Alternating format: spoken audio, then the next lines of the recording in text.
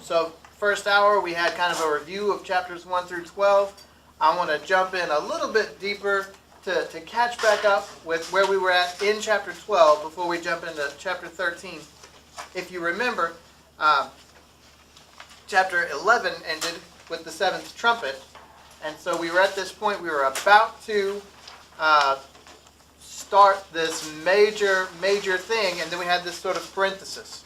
Chapter 12, it started out with a great sign appeared in heaven, a woman clothed with the sun, and we began to introduce these characters. And this is that part of Revelation that has the 7 personages. And so John sees a vision. He sees a vision of a woman and a dragon and a male child. And chapter 13 is a continuation of that vision. So we have the woman, and she gives birth to the child, and the dragon, which is Satan, wants to destroy the child, but he is prevented from doing so. And he wants to destroy the woman, which is Israel, but he is prevented from doing so. And so at the end of chapter 12, Satan is really mad because he has failed a couple of times now. And what he wants to do at that point is to destroy the offspring of the woman. The offspring are described as those who keep the commandments of God and have the testimony of Jesus Christ. If you have your text in front of you, you'll see there's actually a little bit of a discrepancy in the different texts. Not a big deal. In some manuscripts, the end of chapter 12 says that the dragon stood on the sand of the sea. And in some of them it says that that's Paul, the speaker, is standing on the edge of the sea. I'm not going to fight anybody over which one of those is right because it doesn't matter.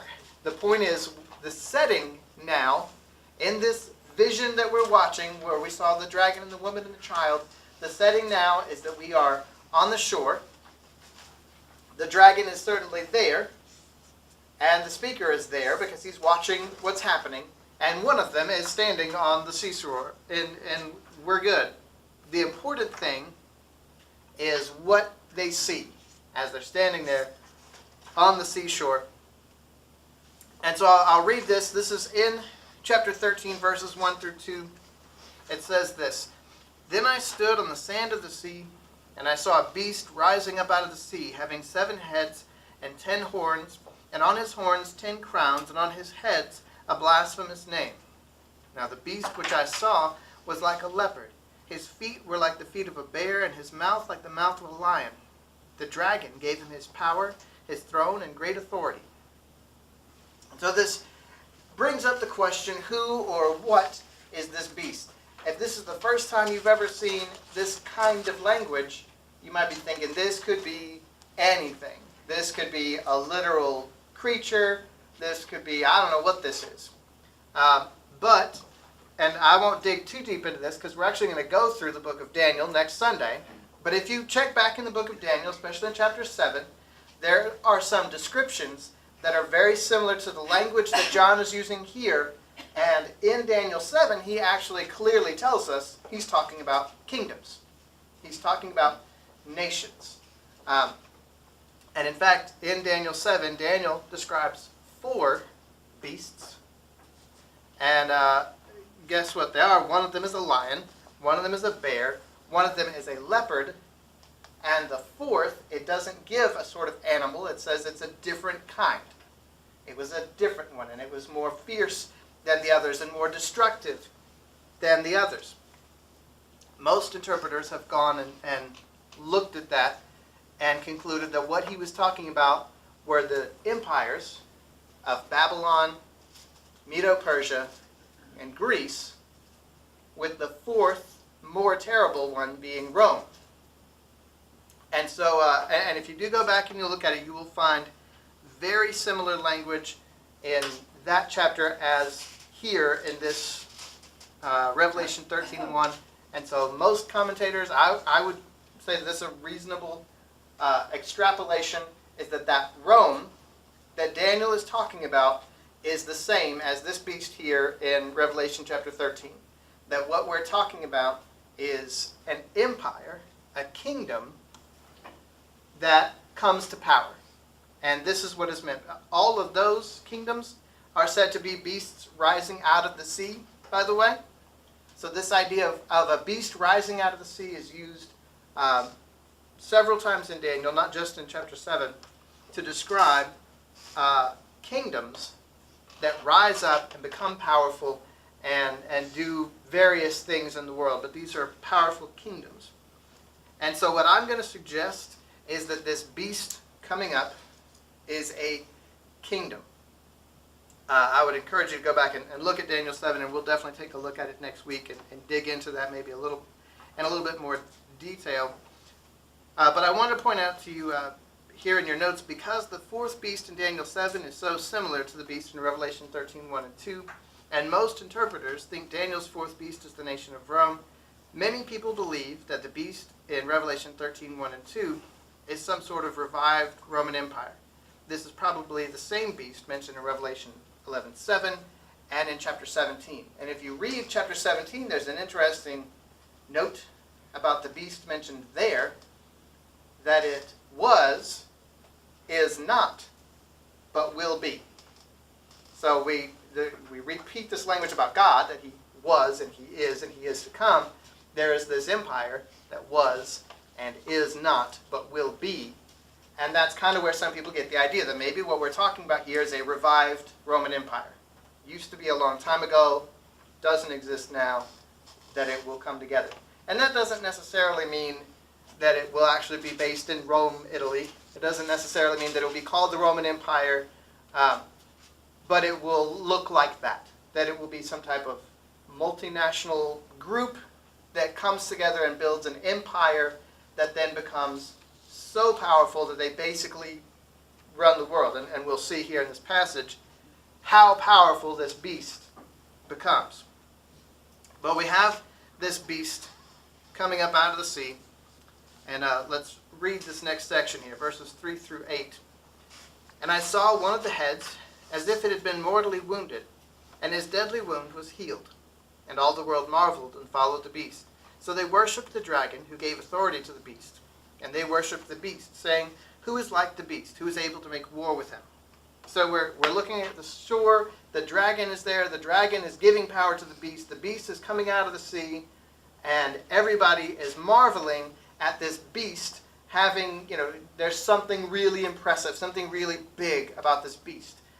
The mortal wound, different things have been suggested. Some people have used that to sort of build the case that it is a revived Roman Empire, that it appears to have been wounded because the Roman Empire died and now it's back. And that is kind of what's impressive, that this ancient empire that was one of the greatest empires of all time has been resurrected. And then there are people that take that more literally, that maybe we have a person, an individual that's an antichrist, that perhaps this person has suffered some wound that should have killed him, but it didn't. And that's why he's impressive and everybody rallies around him. So either one of those, I think, is a possible interpretation. But whatever it is, he's got something going. There's something there that gets everybody's attention. Something that is really impressive and people rally around him. And everybody's saying, "Who is like the beast and who is able to make war with him?" And he was given a mouth speaking great things and blasphemies. And he was given authority to continue for 42 months. 42 months, that's half of 7 years. So this is, put this back in context of the timeline of this tribulation. We believe that we're about halfway through, right? We believe that the abomination of desolation was set up, that the trumpet must have been blown after the two witnesses, after that abomination. So we're looking at the second half of this tribulation, and this beast who's come up out of the sea is given authority to rule for 42 months, which would be the second half of this tribulation. Then he opened his mouth in blasphemy against God, to blaspheme his name, his tabernacle, and all those who dwell in heaven.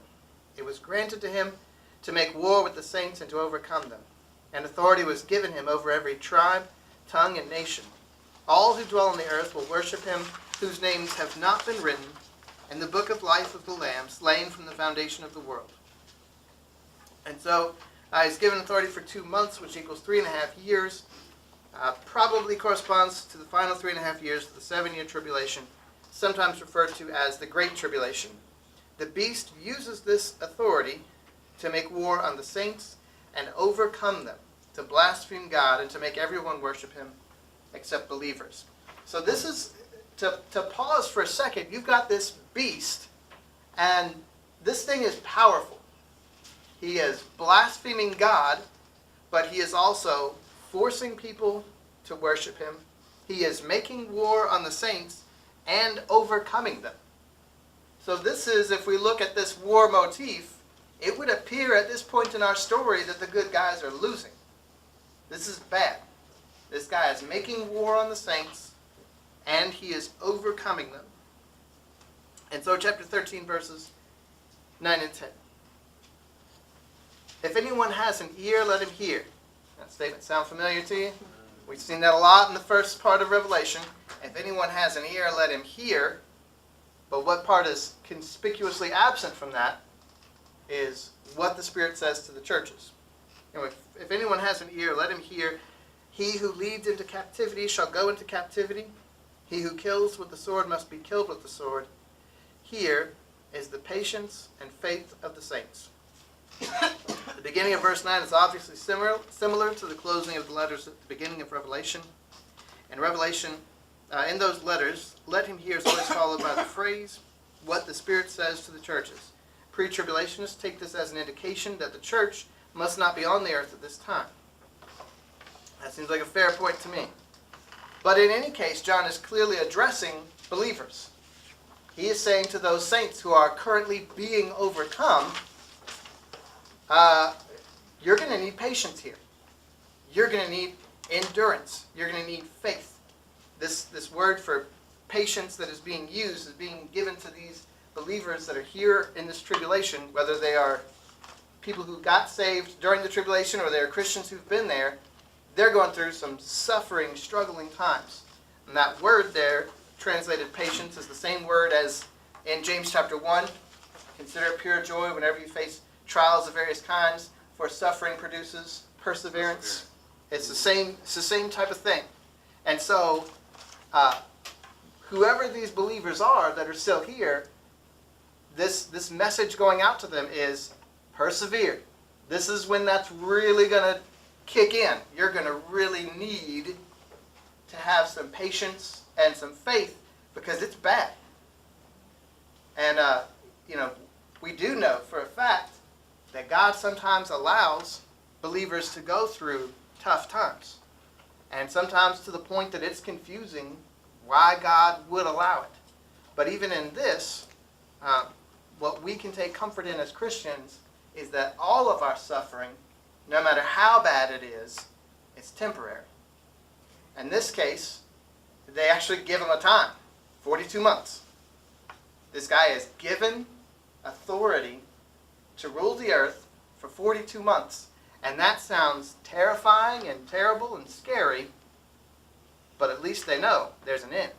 The 42 months are up, the beast's time is up, and God steps in. And so he has that little side note to believers that are experiencing this. But then let's read on. Chapter 13, verses 11 through 15. We have another beast. It says, Then I saw another beast coming up out of the earth, and he had 2 horns like a lamb, and spoke like a dragon. And he exercises all the authority of the first beast in his presence, and causes the earth and those who dwell in it to worship the first beast, whose deadly wound was healed. He performs great signs, so that he even makes fire come down from heaven on the earth in the sight of men. And he deceives those who dwell on the earth by signs which he was granted to do in the sight of the beast, telling those who dwell on the earth to make an image of the beast who was wounded by the sword and lived. He was granted power to give breath to the image of the beast, that the image of the beast should both speak and cause as many as would not worship the image of the beast to be killed. So we've got 2 beasts. We've got a beast who came up out of the sea, and then we've got a beast who comes up out of the earth. And this second beast acts on the authority of the beast who came up out of the sea. And we are told that the beast who came up out of the sea acts on the authority of the dragon, which is Satan. So there's kind of a threefold thing happening here. Now, as I'm reading this and I'm looking at commentaries and I'm trying to see where people are at, how people interpret this, it seems like most people interpret this first beast as being the Antichrist. This is, and they're kind of, I guess we might say, juxtaposed that with it's the Antichrist, but it's also the kingdom that the Antichrist is in charge of, which is a reasonable thing to me. For me, as I read this, and I read about this second beast, and I thought about the distinction here between coming up out of the sea and coming up out of the earth, and I thought, well, the second beast comes up out of the earth, and that's a man, that's an individual. And what I think and what I thought, and this is just kind of me throwing out my speculations, y'all can reject this if you want to, but what it seems like to me is the second beast is an individual, whereas the first beast is the kingdom. And that's the way I was kind of looking at it, that the kingdom is the first beast, and this second beast is what I would say would be the Antichrist. He is called specifically in Revelation. The book of Revelation, by the way, doesn't actually use the term Antichrist. But the second beast is referred to as the false prophet. So I think most commentators there's an Antichrist and there's a false prophet, and those are two separate people. Either way you want to look at it, it just seems to me like it would be a simpler way to look at it if we say the false prophet and the Antichrist are the same, and this guy speaks and is the mouthpiece and is the leader of this corrupt kingdom that exists. Either way, both of those are interpretations that you'll find. But this second beast comes from the earth instead of the sea. As the first beast receives authority from the dragon, this beast receives authority from the first beast. These two facts make me think we're talking about an individual man who acts as the leader of the kingdom represented by the beast from the sea. If that is true, then this second beast, not the first, is the Antichrist. We are told that this Antichrist will perform miraculous signs to deceive many and force people to worship the beast from the sea or die. Elsewhere in Revelation, this beast is referred to as the false prophet. I'll give you a little bit of my thinking on this. Very, very often, the most cruel nations have built a lot of their cruelty and gotten away with a lot of what they got away with based on patriotism. That's what Hitler did, right? Hitler convinced people that the Germans were the greatest people there ever was, and everybody ought to have just dogmatic loyalty to the Germans and the Nazi cause, and it became a religion. Nationalism became a religion. And, we can even see it in our heads, the saluting and the marching and the education. They would teach children, and all that kind of stuff. And I imagine that is, the beast is this organization that everyone needs to have religious loyalty to, that they would worship, that they would love and adore the nation that does these things. And this mouthpiece would enforce that. And he would make sure that everybody is showing proper adoration and respect to the nation. Now, it still works either way if you want to view the beast as the Antichrist, and you've got this false prophet who is saying you have to worship the Antichrist. But this second beast's function is to enforce a religion of worshiping the beast. It is about worship and devotion, and even to the point that he can have people killed if they refuse to worship the beast. And in order to back that authority up, he does miracles, even calling down fire from the sky. Now come back into context where we're at in the book of Revelation. Who just died? The two witnesses. What were they famous for doing? Calling down fire from the sky. So here comes this guy. They kill the two witnesses, and the two witnesses resurrect, but then they go back to heaven, so they're not here anymore. But we've got this guy, and he's calling down fire from the sky now. Who's calling the shots? It's him. And people are going to rally, or they're going to die. And then chapter 13, verses 16 through 18. He causes all, both small and great, rich and poor, free and slave, to receive a mark on their right hand or on their foreheads, and that no one may buy or sell except one who has the mark or the name of the beast or the number of his name. Here is wisdom. Let him who has understanding calculate the number of the beast, for it is the number of man. His number is 666. There goes 6 again. The beast will create a new world order, a new world religion, and a new world economy. Keep in mind, resources will be extremely scarce. Again, this is much more impactful if we're thinking about the context of the whole book of Revelation than just this passage. Because if you think, oh, well, you can't buy and sell unless you get this mark, that sounds bad now. But imagine that there is no food. And the only people that have it are the government.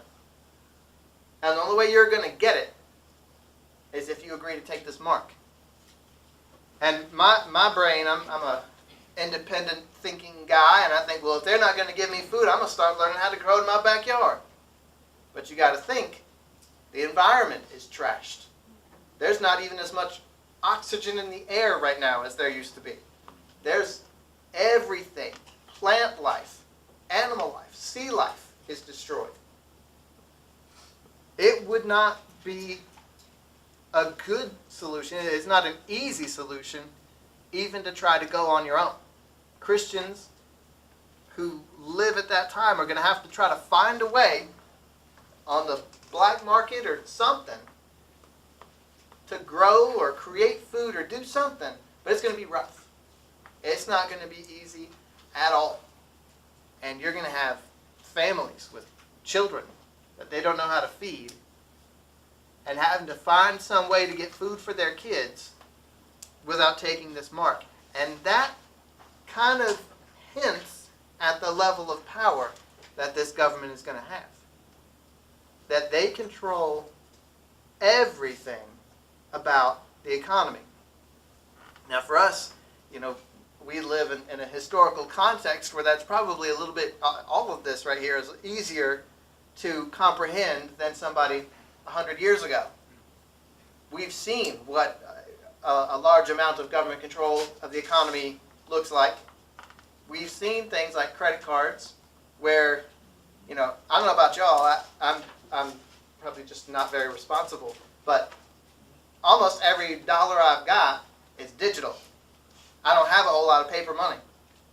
Almost everything I've got is in a bank account somewhere that if the right person figured out how to hack it, or was the government and had the authority to just say, I now own this money, there's not a thing I can do about it. This government will have that kind of power. That whatever digital money you have that says you own a house, or you have this money in a bank account or 401k, that's all digital. That's all susceptible to just with a click of a button being taken from you. And that's what this government will be able to do. I don't say that to scare anybody. But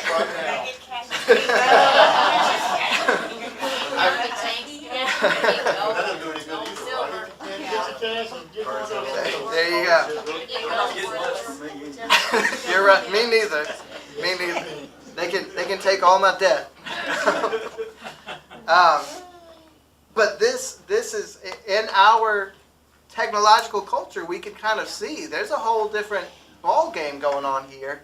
That the governments are capable of doing this, and they're going to have the ability to exercise control over people like nobody has ever had in history before. And so that goes along with all of the other struggles that are already happening. And that is why, part of the reason why, we call this next section the Great Tribulation. Because you don't have food, and the government has all your money, and you don't have a way to get by. That's why we tell the saints that they're going to need patience and faith. Let's talk a little bit about this mark of the beast. I was reading it, and of course this has become kind of a new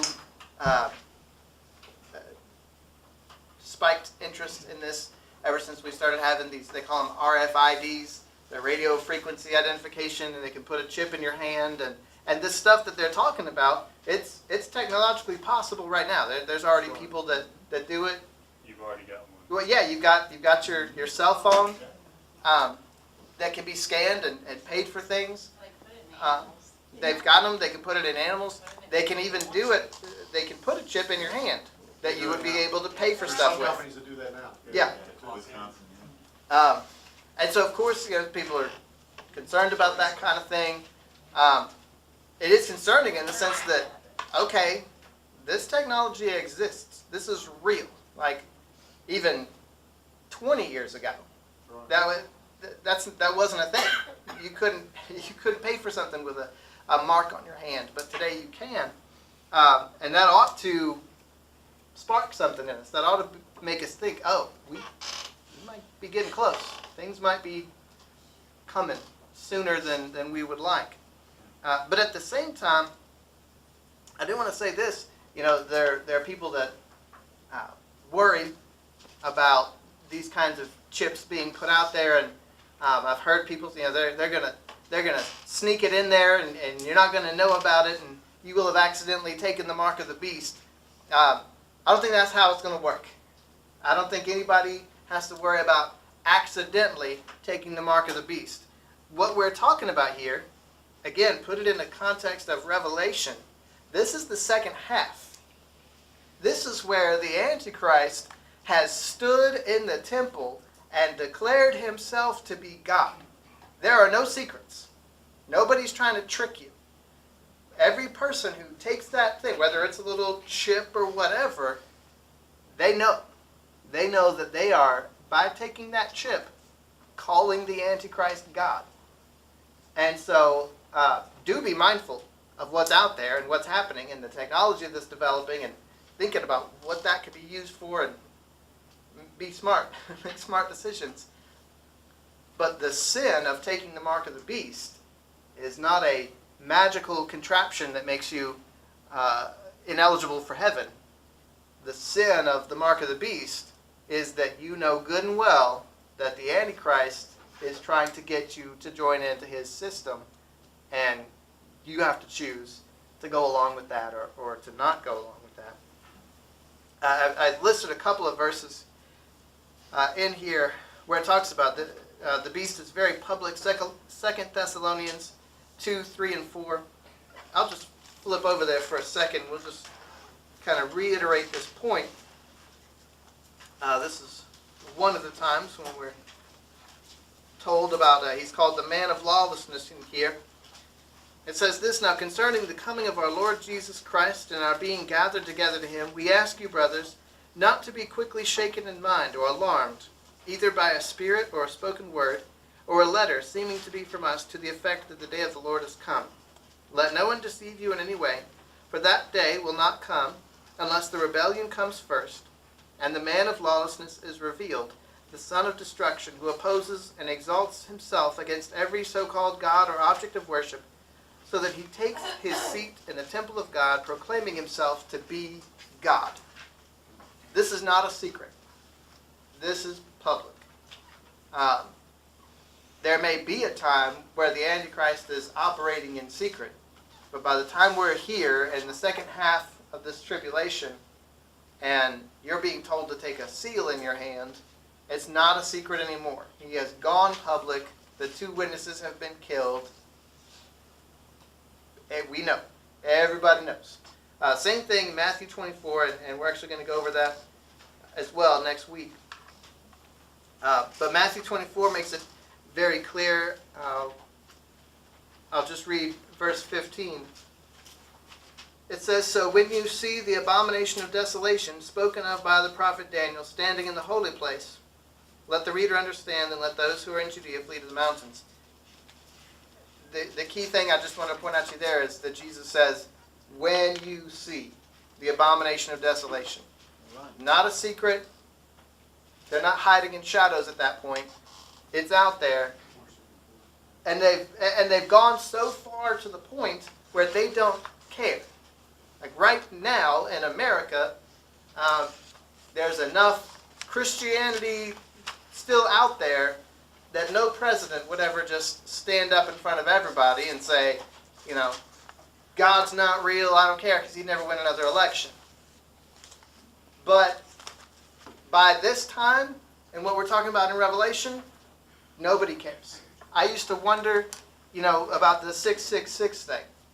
And I would say, well, is there really going to be like a literal 666? Because wouldn't everybody freak out about that? And I can imagine a time when they would do that just to make the Christians angry. Just because they know that would upset people. And they do it because they don't care.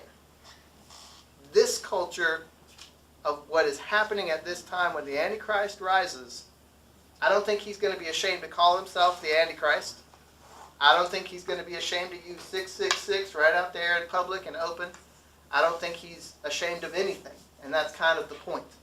The world at that point will have lost its shame. And it will have chosen sides and chosen against God. And that's kind of why, that's kind of why this whole wrath is coming. The wrath is coming against those who have chosen their side and they have chosen against God, and God has said what he's going to do and when he's going to do it and how he's going to do it. And if you don't believe it by then, you're going to suffer the consequences. And so this end here, it says, here is wisdom, let him who has understanding calculate the number of the beast, for it is the number of man. His number is 666. I read a lot of stuff speculating, and there have been lots of different theories about what 666 is and what it means and the value of it in Greek numbers and Hebrew numbers and every kind of language. The reality is, it says, here is wisdom, let him who has understanding, and I don't think anybody really fits that until we get there. I don't think anybody's going to sort it out, but when you're living it and this mark comes out, you'll know. That's what I think it is, because you can come up with 10,000 different names that, you know, hermeneutical, I call that hermeneutical acrobatics, where you twist the stuff to mean whatever you might want it to mean. But I don't think that we know with any degree of certainty what exactly 666 is, but I do think that number was put there for a reason. That if you see a 666 in some type of something, let a little red light go off. I'm not talking about if your Zaxby's person charges you $6.66. I think you're okay with that one. Yeah. Let me just add some fries. Supersize that for me.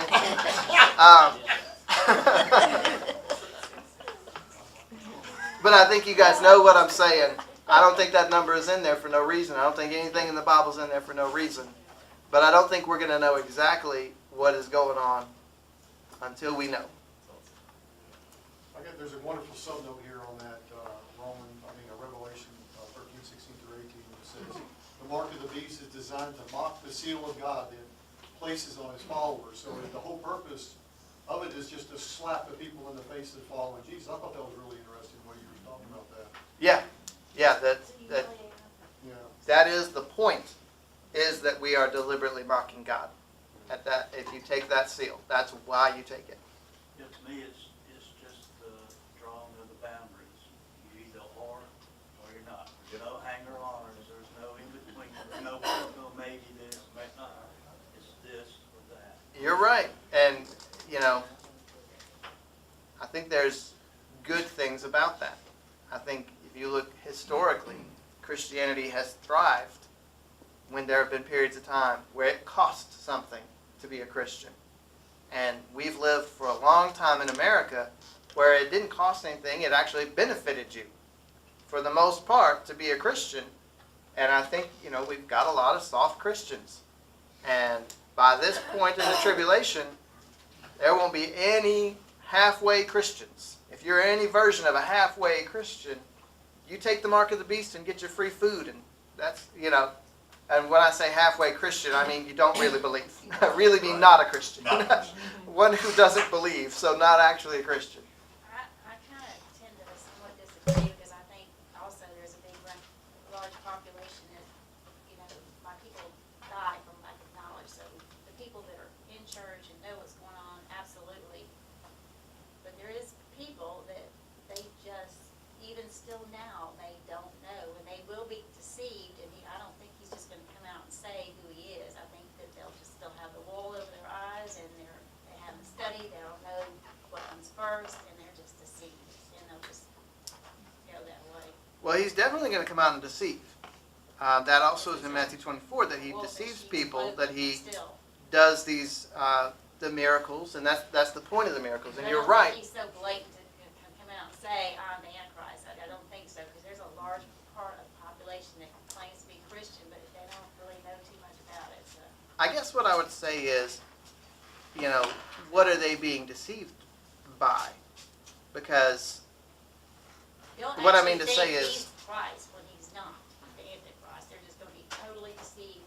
They're not in church, they don't study, they don't know. I mean, they just call themselves a Christian and that So he's he God. He will be He's de- going. he will be It's deceived the you're first right. 3.5 years. But the second 3.5 years, he will pronounce and he will be known to everybody that when he wants he's. everybody to worship him. Yeah. But the first Yeah, 3.5 yeah. years, people might not know. In Now, the beginning, yes, but then when he's saying, you bow down to me or else, yeah, it'd be perfectly clear at that point. Right. There will be some. And that's the context we're talking about. Okay. And it says, like in 2 Thessalonians, he says that he will declare himself to be God. That's- I don't know whether he'll declare himself to be Jesus. Okay, I was. But he just- will I declare was himself to be confused. God, I was and he'll do deceived the- because I thought you were talking about in the beginning. Yeah. No, you're absolutely right that he will deceive, and that's the point of the miracles and all those things. Right. And he'll say, and this is the reason why You I say. set me straight, I'm straight now. You're good. The reason why I say I don't think he'll say that he's Jesus is that I think he will come out as a person to unite all religions. And he will say, I am the real. He might say, I am the real Jesus, but he will also say, I am the real Buddha, and I am the real Allah, and I am the real I'm it. all those things. I'm God. I'm the guy you there's a common thing about saying that Christians and Muslims really worship the same guy. That's who I think he's going to claim to be. He's going to be the guy that Christians and Muslims are all already worshiping. Anybody you want me to be, I'm him. As long as you bow down and you don't bow down to Jesus. That's, I think, his goal. Yeah, I mean, once he gets into the temple and says, worship me, there might be that deception before, but once he says,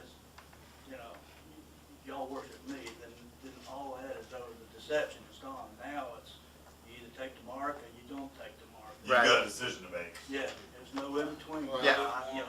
You worship me, I'm in charge, I'm the head cheese maker. If you want any cheese, I'm the guy.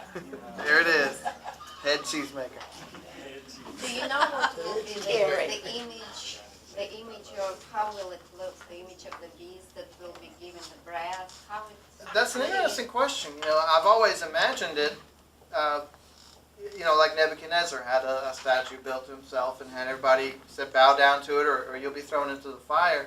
But I don't know whether that necessarily needs to be it in this case. One, the image is given, they breathe life into him, and so it speaks. And so, it could be like a robot. It could be, The robot human. it could be a lot of possible things.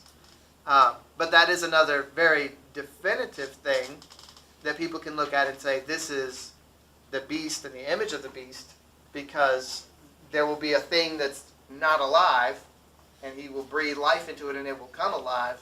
And so, again, you'll have a very definitive thing to say, oh, that's the beast. But I assume it's something that simply looks like or represents the beast. Go to Disney World and see the Hall of Presidents, every time I see that, it's like, whoa, here's these guys, and then all of a sudden they start speaking and moving and all that kind of stuff, so. Yeah. And my only suggestion, and it's just a suggestion, but if you think about the 3D imagery that we've got going seeing in your vision were these images of a 3D hologram somewhere. You know, that's the image of the beast was a 3D hologram. How would you explain it? How would you describe it? Ghost. You Yeah. know? But Yeah. all I'm saying is that it fits, it's a possible fit, certainly a possible fit. He And has again, power to kill. And but that's he's very able recent to technology kill. to be How able to will do that. he- yeah, again, we're, in so many ways, we can put this stuff into context as things that we're familiar with, that somebody in John's day had no idea, had no way of being familiar with. You know, an image that somebody could breathe life into and move around, that's crazy. But today, that's Disney World. That's normal. Yeah. But you know, James, we're gonna be gone. You're the one that's gonna stay here. You said okay? There you go. So, All right. I'll be here. we're gone, James.